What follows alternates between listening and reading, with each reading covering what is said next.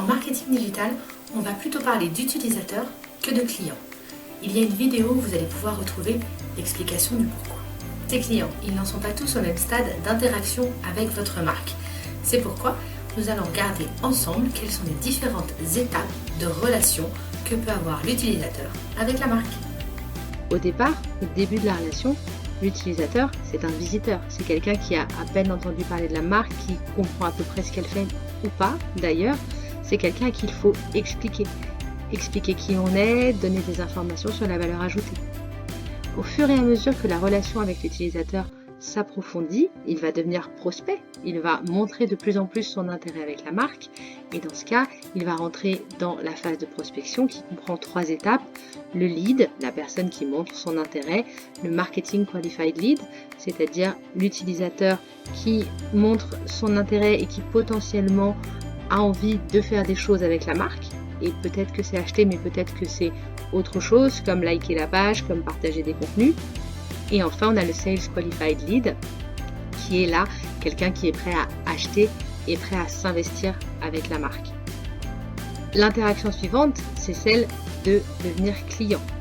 C'est celle de s'engager avec la marque en achetant son produit ou son service.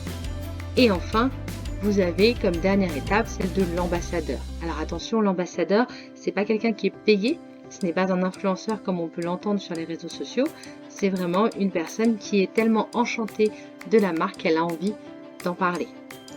Et donc en fait, toutes ces interactions utilisateurs, elles nous permettent d'identifier 4 grandes thématiques d'objectifs.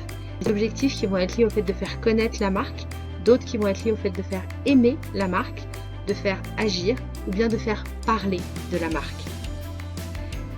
Et ces 4 grandes catégories d'objectifs, elles sont très importantes parce qu'elles vont nous permettre derrière de bien orienter et nos parcours utilisateurs et les actions que l'on va mener et les discours que l'on va devoir apporter.